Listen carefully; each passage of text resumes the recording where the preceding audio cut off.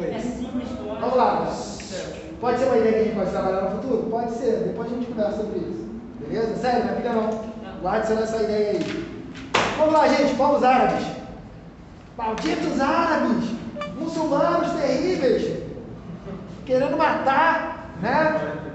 Nós, católicos, cristãos. Essa guerra santa deles, essa jihad, terroristas. Gente, é tanto preconceito, é tanta coisa que a gente vê que fala mal das populações árabes, né, e muçulmanas, que o que a gente tem de notícia, informação, e a impressão que dá é essa mesmo que eu falei, né, que são terroristas, enfim, né? Só que vai muito além disso, né? A cultura, inclusive, né, a vivência, a religiosidade, é muito influente para o mundo todo, né, como um todo, não só o mundo árabe, né? Porque o mundo árabe é mais ou menos ali a Península Árabe, Oriente Médio, Norte da África, mas até na culinária, quando a gente come uma kafta, por exemplo, uma esfirra, nunca comeu kafta? Azar o seu. Gente, é tipo um espeto, beleza? Espeto de pau. Aí não tem a carne moída. Só que aí super temperado. Então pronto. Não sabia o nome. Você viu que aconteceu em Israel nos últimos dias? Oi? Você viu que aconteceu em Israel? Vi. Isso aí, cara. Enfim, a panela de pressão que vocês vão estudar esse ano, segundo ano, terceiro ano. Vamos lá, gente. Curiosidades aqui, ó. Página 16. Aproximadamente 420 milhões de árabes no mundo. A língua árabe é a quinta mais falada no mundo e tem algumas variações ainda. A escrita é da direita para a esquerda, né? Aqui nessas bandeiras nós temos os países oficiais aí, né? Com a adoção do islamismo, né? Como religião oficial. Só a Palestina, né? Que é um problema ainda, que a gente vai aprender isso aí mais à frente. Mas a Palestina ainda não é reconhecida como um país. Israel, né? Que é um estado judeu, não reconhece a Palestina como país, e ainda tem alguns países no mundo que não aceitam também a criação desse estado, né? Nem todos os países do Oriente Médio são árabes. Esse é o caso de Israel, Turquia e Irã. O Irã, gente, né, ele é de uma cultura vinda da Pérsia, né? Uma cultura diferente da árabe. Assim como a Turquia, que também tem uma boa parte dela cristã. E Israel, não precisa dizer, é de origem judia. A arte e a arquitetura árabe estão presentes no mundo inteiro. Se vocês quiserem um exemplo de construção conhecida aqui no Rio, não tem a Fiocruz? O palácio que fica lá em cima, o castelinho? Aquele castelinho ali é conhecido como Palácio Mourisco, porque ele é todo construído com arquitetura árabe. Se vocês visitarem ele, vocês vão perceber os detalhes. Ele é todo em arquitetura árabe. Né? Palavras do português de origem árabe: açúcar, sofá, azeite e álcool são alguns dos exemplos, né? A música e a dança também são bastante conhecidos, né? E isso aqui só são algumas semelhanças. E uma coisa muito importante: professor, árabe e muçulmano significa a mesma coisa? Não. Todo árabe é muçulmano? Quase. Praticamente todo árabe ele é muçulmano. Mas nem todo muçulmano é árabe. O que significa uma coisa para outra? A cultura árabe, o jeito árabe de viver, tá? Ele se transformou realmente no islamismo com o surgimento, né? Como a gente vai ver daqui a pouco. Mas a religião do Islã, ou seja, o muçulmano, também é chamado assim, ele pode ser de vários locais do mundo. Por exemplo, se eu quiser me converter ao islamismo, eu posso, não tem problema nenhum. Eu vou ser árabe? Não. Entenderam a diferença? Mas todo país árabe, de cultura árabe, ele é muçulmano. Entenderam agora essa regra? Tranquilo, gente? Oi? Eu não sou islâmico, é só preconceito? Cara, não é sofrer preconceito, mas você, por exemplo, se tem um país que tem como lei a Sharia, o que é a Sharia? É a religiosidade do Islã como constituição daquele país.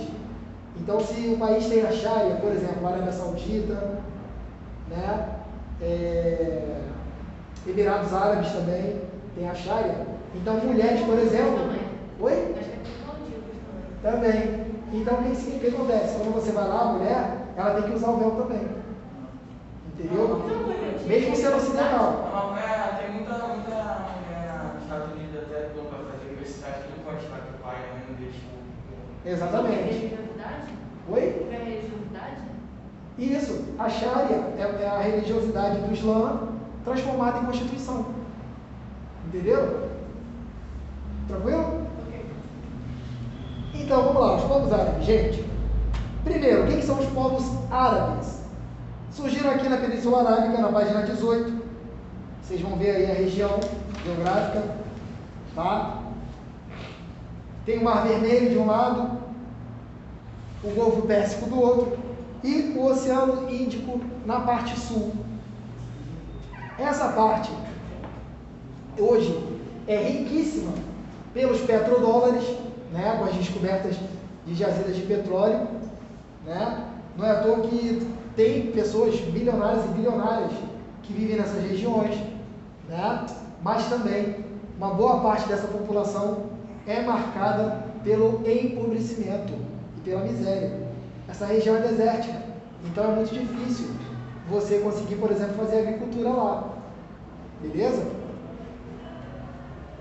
Essa região, ela era marcada por presença de povos beduínos, que são aqueles povos, né, que se protegem da areia, do deserto, com turbantes e tal, e viviam em cavalos, passando de cidades uma para outra, fazendo comércio, porque a agricultura era muito difícil.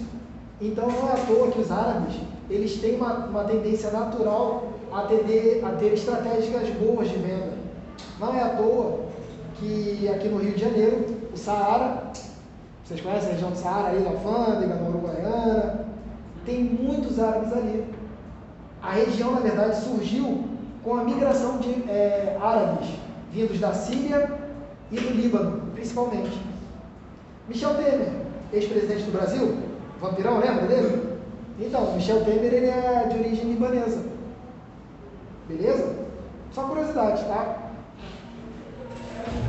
Então, com esse clima desértico, né, com essa dificuldade de viver, acabou se adotando a criação de cavalos, dromedários, camelos, tá? A carne e o leite serviam de alimento, né, desses animais, para poder se alimentar também, né, além de meio de transporte. Criava-se ovelhas, cabras, né? Não é à toa que a culinária árabe utiliza muita carne de cabra e a carne de ovelha também, tá? Lá, eles acreditavam, isso antes do islamismo, tá? Eles acreditavam na existência de vários deuses, várias divindades, tá? Existia já entre eles a bigamia ou até a poligamia, ou seja, podia se casar com mais de uma pessoa, homens, tá? Podiam se casar com mais de uma mulher, beleza? Aqui, a cultura, né, do jin, que seria uma espécie de Deus, né, que concederia desejos quem encontrasse ele. Não é à toa que o Ocidente adaptou a história para a história dos gênios, da lâmpada. Você faz carinho na lâmpada, esfrega ela e surge o gênio. A palavra gênio, ela vem de jin. Os jins eram espíritos que protegiam, né, esses povos árabes. Vocês viram uma série há pouco tempo na Amazon, Deuses Americanos, American Gods? Não? Então, essa série é a briga dos deuses atuais, que seriam os deuses da tecnologia, Deus da internet, né? Deus da mídia, contra os deuses antigos. E aí um desses deuses antigos é um espírito de fogo. Ele é bem interessante, né? Ele anda de óculos escuros o tempo inteiro, porque quando ele mostra os olhos pegando fogo o tempo inteiro aqui, a vista dele. Né?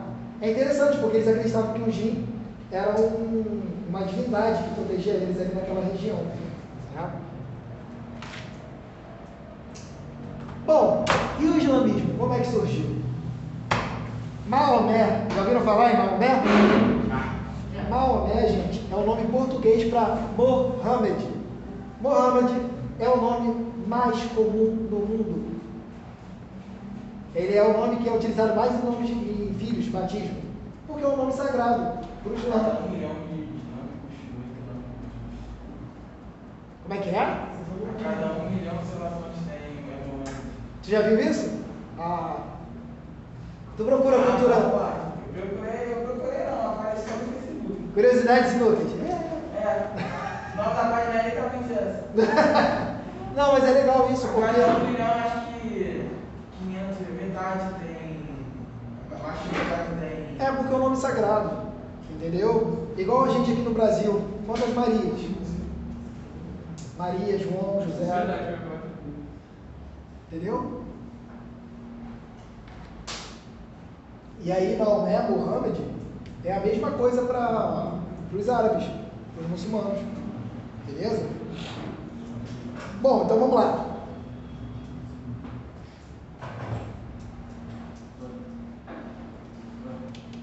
Estima-se que surgiu no ano de 622, entre julho e setembro, né, a visão que o Maomé teve do arcanjo Gabriel, aquele mesmo anjo Gabriel do cristianismo, né? O anjo Gabriel, que é considerado um mensageiro, né, das revelações divinas, né? Ele chegou numa gruta e conversou com Maomé e falou para ele que só há um só Deus, que é o Alá, e Muhammad é o seu profeta. Para o islamismo, Jesus só foi mais um profeta. Entenderam? Ele era profeta de Alá. O verdadeiro profeta era o Muhammad. Entendeu? Maomé. Entenderam agora? Então, por isso que eles falam que o cristianismo é só mais uma interpretação, é mais uma religião. E Jesus não é esse Messias prometido. Assim como os judeus. Né? Que o Messias ainda vai vir. Exatamente, que o Messias ainda não chegou. Entenderam a diferença? São interpretações. Tá? E aí, a partir desse momento, o Alá, né, essa visão, né, essa explicação para ele, após essa revelação, Muhammad abandonou sua antiga crença politeísta e passou a cultuar Alá. O profeta inicialmente pregava para a própria família. Com o passar dos anos, conquistou vários seguidores, chamados de muçulmanos. Antes do islamismo, em Meca, tá, existia um santuário dedicado aos deuses, que era chamado de Kaaba.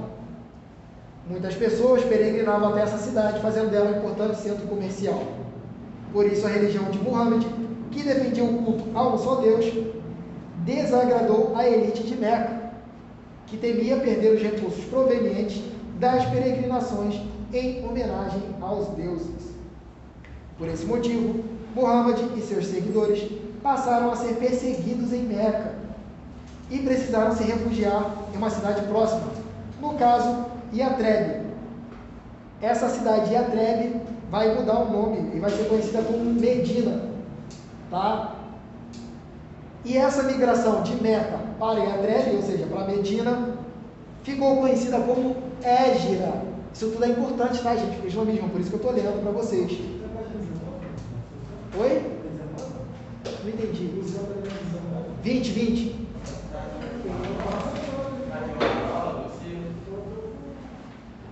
O calendário islâmico, no segundo quadradinho aí, ó, é orientado pelo ciclo lunar, ou seja, são 28 dias em todos os meses, beleza? Diferentemente disso, O calendário gregoriano cristão se baseia no ciclo solar, os 365 dias. Então, a defasagem entre um e entre outro explica a progressiva antecipação de datas religiosas islâmicas. Por isso, gente, que o calendário islâmico não bate com o calendário ocidental. Beleza?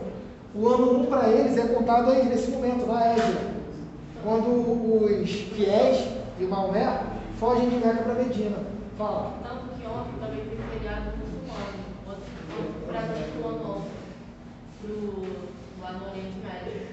Eu sei porque, tipo assim, eu vejo, tipo assim, eu vejo no Google, sabe, tipo, as atualizações, né, sobre as coisas que acontecem no mundo, aí tava falando sobre o feriado muçulmano. Ah, legal. E se eu não me engano, acho que tem um mês que é muito importante lá, que é o mês do Ramadã. Sim. O mês do Ramadã é o seguinte: o indivíduo ele faz jejum desde a hora que acorda até as 18 horas mais ou menos. E aí, qual é o problema dessa prática? É que muitos acabam desmaiando e morrendo de fome. Morrendo não, sofrendo, né, com a fome, com a vontade de comer. Só que quem é do Islã e muçulmano está acostumado. E aí teve uma briga terrível sobre isso. Eu não lembro se foi na Copa de 2014 ou foi 2018. Para quem gosta de futebol, lembra do Benzema, que teve problema com a seleção francesa? Sim, ele não canta no chão, porque ele não segue o que o hino da seleção. Exatamente, na verdade acho que ele não joga mais pela seleção da França. Não, ele jogava, mas aí na Acho que eu não sei se foi 2014 ou 2018. Não, ele não jogou em 2014 nem em 2018, foi em 2010. É porque o que acontece? Se eu não me engano, de 2014, eu acho que o mês de junho, quando ia começar a Copa do Mundo, coincidia com o Ramadã. E ele falou que ia respeitar a religião, que ele não ia comer. Só que, pô, ele é atleta, filho. Imagina você não comer. Perde massa muscular, perde força. Aí a seleção foi, tirou ele e ele desistiu de jogar de vez pela seleção. Ele também era contra o hino, ele tem um tanto hino e cospe no chão toda vez que ele começa. Pois é, essas atitudes são complicadas, porque ele é francês, né? Mas ele é muçulmano. Ele na real não é francês, ele é da Argélia, se pode falar. É. Ele é da Argélia, Naturalizado francês. E aí é uma questão interessante, porque o Ramadã, ele não é um mês fixo, por causa do calendário muçulmano, que é diferente do nosso. Então ele varia de ano para ano em cada mês do calendário, de acordo com o nosso, né? E aí o Benzema, por exemplo, foi um desses exemplos, né? Que ele segue a religião, né? Mas que infelizmente nesse caso aí, ele ia contra os princípios dele e teve essa briga, essa rixa. Na verdade, atualmente, tá, gente? Eu não vou me aprofundar muito nisso não, mas fiquem antenados, né? Nas notícias e tal, porque está tendo um debate que está virando violência mesmo até, de uma extrema-direita na França querendo surgir e praticamente expulsar todos os islâmicos de lá na França. Atualmente, a França é o país da Europa Ocidental que mais tem islâmicos no mundo. A seleção francesa inteira é de naturalizado. Boa parte. E aí qual é o problema que tem nisso? Qual é o problema que tem nisso? Células terroristas veem essa facilidade de se naturalizar francês, acaba vivendo nesses países e acaba fazendo práticas terroristas. Ataque em Paris, que teve em 2015, ataque em Londres, ataque no metrô de Londres, tudo isso foi culpa dessas situações. Eu não estou falando que todo muçulmano, todo praticante do Islã é terrorista não, tá, gente? Mas tem alguns fundamentalistas que interpretam aquilo ali como se fosse aquilo e pronto, acabou. Entendeu agora? Bom, essa pedra aí, ó, gente, vocês estão vendo esse quadrado aí grande, esse cubo? Isso aí é uma das coisas mais sagradas que tem para o Islã. Aí, né, fica a pedra negra, estou lendo aqui embaixo, ó, considerada sagrada. A pedra negra é um fragmento de meteorito, provavelmente, segundo a crença islâmica, no início dos tempos era branca, mas escureceu em decorrência dos pecados da humanidade. Olha que interessante, né? Esse quadrado que fica na Kaaba, que é uma construção maravilhosa, também vocês podem pesquisar depois para ver, é um local que todo mundo do Islã, no planeta inteiro, faz as 5 orações sagrados do dia, tem que fazer virada para esse local. Beleza? Então, por exemplo, vamos supor que a gente fosse do Islã aqui. Vamos supor. A Kaaba está nessa região aqui, nessa direção. Todo mundo a gente ia se ajoelhar aqui e tal, e fazer a prece seguindo nessa direção. Entendeu? Aqui na página seguinte, ó, 21, tem os 5 pilares do islamismo. Ou seja, se você tem que ser do Islã, quer ser do Islã, você tem que fazer esses 5 pilares. São as coisas mais importantes dentro do Islã. Primeiro, testemunhar que não há divindade senão Deus, né? Ou seja, Allah, e que Muhammad é o profeta dele. Segundo, o Salah, que é a oração, orar 5 vezes ao dia em direção à Meca. O Zakat, que é a caridade, né? Ou seja, você tem que pagar um tributo para a caridade. Não é à toa que os muçulmanos têm o costume de serem muito caridosos. É tipo um dízimo.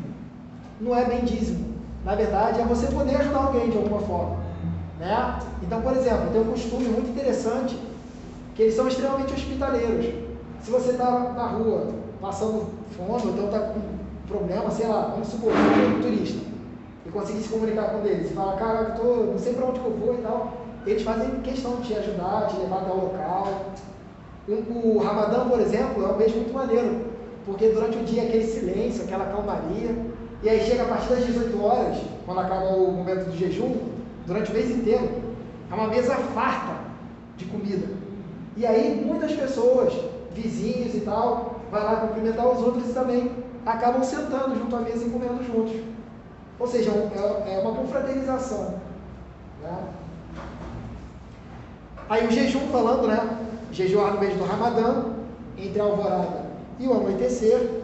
E a Hajj, que é a peregrinação. Ou seja, se você é do Islã mesmo, pelo menos uma vez na vida, se você tiver condições financeiras e físicas, você tem que fazer a peregrinação até Meca.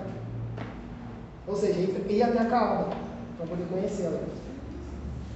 Maneiro, né? Eu consegui pegar na parte que falta uma parte. Sou sinistro. Ó, falta 19 minutos. Ai, meu Deus do céu. Se quiser liberar mais cedo, Que peso nesse cronômetro. É. Vamos lá, legado cultural árabe islâmico. Aqui, ó, nesse quadradinho azul, na página 22. Olha a construção, só o detalhe. No norte, na parte de cima da página. Muito lindo, né? Isso aí, gente, o nome disso são arabescos. É o estilo da arte mourista, né? Que é a arte muçulmana. Tá bom? Vindo do norte da África, os árabes muçulmanos dominaram a Península Ibérica entre os séculos 8 e 15 e influenciaram as culturas portuguesa e europeia. O termo mouro, por isso mourisco, do qual se origina moreno, era usado pejorativamente por espanhóis em referência ao árabe. Olha que interessante, então, para quem não sabe, a Península Ibérica, ou seja, uma parte de Portugal e da Espanha, ficou sob domínio dos árabes entre o século 8 e o 15. Essa presença foi tão forte que, se vocês forem conhecer, eu acho que a cidade de Porto, em Portugal, tem um monumento em homenagem aos árabes. Enorme, uma estátua assim enorme, né, mostrando os árabes, assim como se estivesse viajando, né? As cidades do sul de Portugal, eu não sei o nome, mas na Espanha, cidades como Valência, Saragoça, acho que Barcelona também tem uma parte dela, se não me engano, Cádiz, todas elas têm muita construção mourista, tem muita construção muçulmana lá. A presença deles foi muito importante porque acabou ficando disseminando a cultura deles lá, né? Eu acho importante isso, enquanto historiador, a gente analisar, né, que hoje, por exemplo, na aula, a gente conseguiu ver que tem interpretações diferentes para a religião, que tem povos distintos, culturas distintas, né? E a interpretação, muitas das vezes, ela é nociva, né? Porque, por exemplo, a jihad, os ocidentais chamam de guerra santa, que acha que é a guerra deles contra a gente. Só que, na verdade, a jihad significa expansão da fé. Então você pode levar, por meio da palavra, a expansão da fé para outras localidades. Né? Alguns interpretam o quê? Que tem que levar ferro e fogo. Aí você tem grupos fundamentalistas, como o Hamas, Hezbollah, o ISIS, né, que é o Estado Islâmico. Pô, Estado Islâmico, loucura, cara. Os caras querem construir um Estado Islâmico, um só, dominando toda a região árabe. Por meio do quê? Da arma, matando, dominando. É muito triste isso, porque do mesmo lado que a gente vê eles lá tentando manter a paz, daqui também a gente tenta, só que tem choques.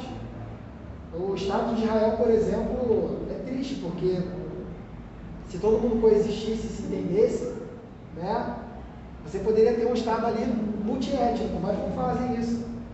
E é tudo uma questão econômica. Tem jazida de petróleo, tem o controle das fontes das colinas de Golã. As colinas de Golã são as colinas estratégicas que você consegue ter visão de quase toda a parte do Oriente Médio. Você consegue controlar por meio de observação a Síria, Líbano e a parte norte do Estado de Israel. Tem Jerusalém, que é uma capital histórica importante para cristãos, muçulmanos, judeus. Ela é considerada território internacional, a cidade de Jerusalém. Né? Então você pode visitar lá normalmente, como cristão. Né? Mas enfim, né? É muito triste isso. A faixa de Gaza, para quem não sabe, é um território mais ou menos do tamanho do município do Rio, que é islâmico. Só que ele está separado da Palestina, que na divisão depois da Segunda Guerra Mundial, quando foi criado o Estado de Israel, deixou esse território de lado. Então essa faixa de Gaza está espremida entre o mar, né, o mar Mediterrâneo, Israel e o Egito. E o Egito, por sua vez, durante anos foi inimigo de Israel, porque o Egito tem a maioria islâmica. Né? E aí, enfim, teve guerra. Vocês vão estudar isso muito no terceiro ano. Mas é muito triste, porque a gente perde. Enquanto historiador, enquanto ser humano, a gente perde muito com essa briga. Né? Gente, fechamos. Dúvidas, perguntas? Não.